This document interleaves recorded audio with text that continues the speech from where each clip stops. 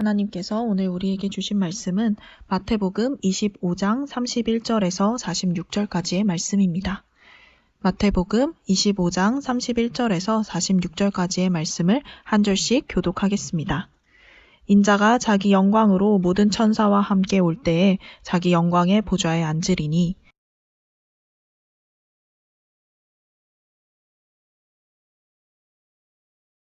양은 그 오른편에 염소는 왼편에 두리라.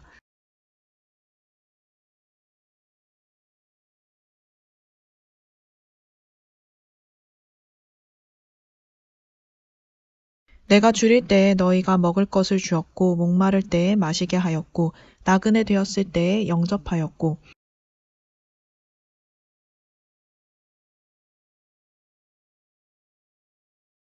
이에 의인들이 대답하여 이르되 주여 우리가 어느 때에 주께서 줄이신 것을 보고 음식을 대접하였으며 목마르신 것을 보고 마시게 하였나이까.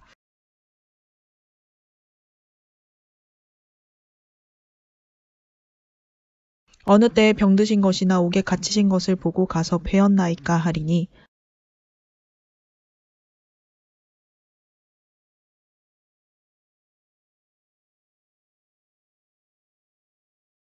또 왼편에 있는 자들에게 이르시되 저주받은 자들아 나를 떠나 마귀와 그 사자들을 위하여 예비된 영원한 불에 들어가라.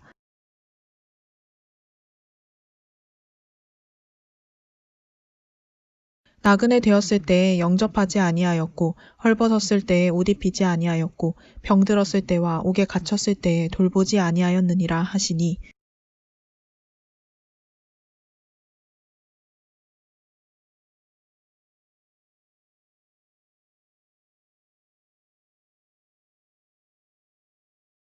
이에 임금이 대답하여 이르시되 내가 진실로 너희에게 이르노니 이 지극히 작은 자 하나에게 하지 아니한 것이 곧 내게 하지 아니한 것이니라 하시리니 그들은 영벌에 의인들은 영생에 들어가리라 하시니라. 아멘.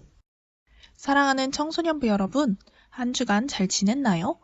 오늘도 이렇게 말씀을 나누기 위해 찾아왔습니다. 지난 2주간 우리는 말씀을 통해서 계속 예수님의 비유를 나눴어요. 3월 첫 번째 주에는 겨자씨 비유를, 그리고 두 번째 주에는 나무들 비유를 이야기했죠. 우리가 나눴던 예수님의 비유는 공통적으로 하나님 나라에 대해서 이야기하고 있어요. 그리고 우리가 어느 때에든지 그리스도인으로 살아가기 위해 힘써야 한다고 이야기하죠.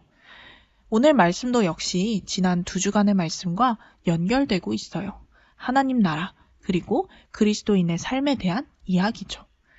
여러분, 예수님께서 얼마나 이 주제들을 강조하셨는지 알겠죠? 자, 이제 오늘의 말씀을 나눠볼 텐데 우리 함께 말씀 노트를 적으며 나누면 좋을 것 같아요. 화면에 보이는 주소로 들어가거나 QR코드로 말씀 노트를 열어주세요. 그럼 이제 말씀 속으로 들어가 보겠습니다. 오늘도 목자 베두인 씨와 이스라엘 씨는 들판에서 양과 염소를 돌보고 있네요. 풀도 먹이고 물도 먹이고 열심히 돌보다 보니 벌써 해가 뉘엿뉘엿 밤이 다가오고 있어요. 자, 이제 잘 준비를 해야 합니다. 그런데 해야 할 일이 하나 더 남았습니다. 양과 염소를 따로 나누는 일이죠. 염소는 염소에게 맞는 자리에서, 양은 양에게 맞는 자리에서 잠을 자야 하거든요. 베두인 씨와 이스라엘 씨가 바쁘게 움직이네요. 날이 더 어두워지기 전에 서둘러 양과 염소를 나누어야 합니다. 여러분, 이렇게 양과 염소를 함께 기르는 풍경은 당시 이스라엘 사람들에게는 익숙한 풍경이었어요.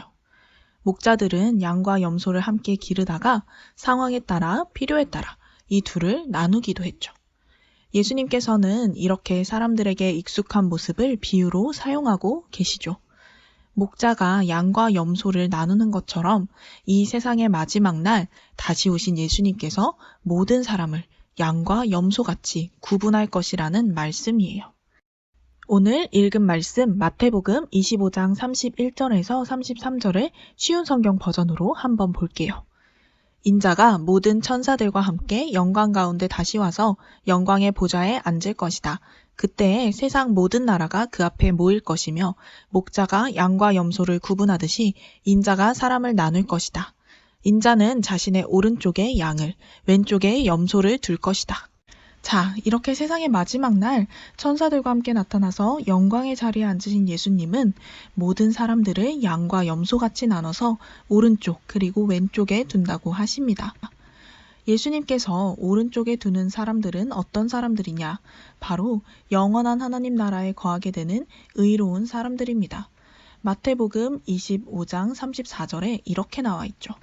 내 아버지로부터 복을 받는 너희들이여 와서 세상이 만들어질 때부터 하나님께서 너희를 위해 준비하신 나라를 물려받아라. 그렇다면 왼쪽으로 보내신 사람들은 어떤 사람들일까요? 이들은 심판의 대상이자 하나님 나라에 들어가지 못하는 사람들입니다. 마태복음 25장 41절에 이렇게 나와요. 저주받은 자들아 내게서 떠나 악마와 그 부하들을 위해 준비한 영원한 불에 들어가거라. 이렇게 영원한 하나님 나라에 살아가게 되는 사람들과 그렇지 못하고 심판받는 사람들. 오늘 말씀에서 예수님께서는 어떤 기준으로 이 사람들을 나누신 것일까요? 예수님께서 오른쪽으로 보내신 의로운 사람들에게 이렇게 말씀하세요. 너희는 내가 배고플 때 나에게 먹을 것을 주었고 목이 마를 때 마실 것을 주었으며 내가 나그네였을 때 나를 초대해 주었다. 그리고 내가 헐벗었을 때 옷을 입혀 주었고 아플 때 돌봐 주었고 감옥에 있을 때 찾아와 주었다. 그러나 왼쪽으로 보낸 사람들에게는 이렇게 말씀하시죠. 너희는 나에게 이렇게 하지 않았다. 이 말을 듣고 오른쪽, 왼쪽에 있는 사람들 모두 의아해합니다.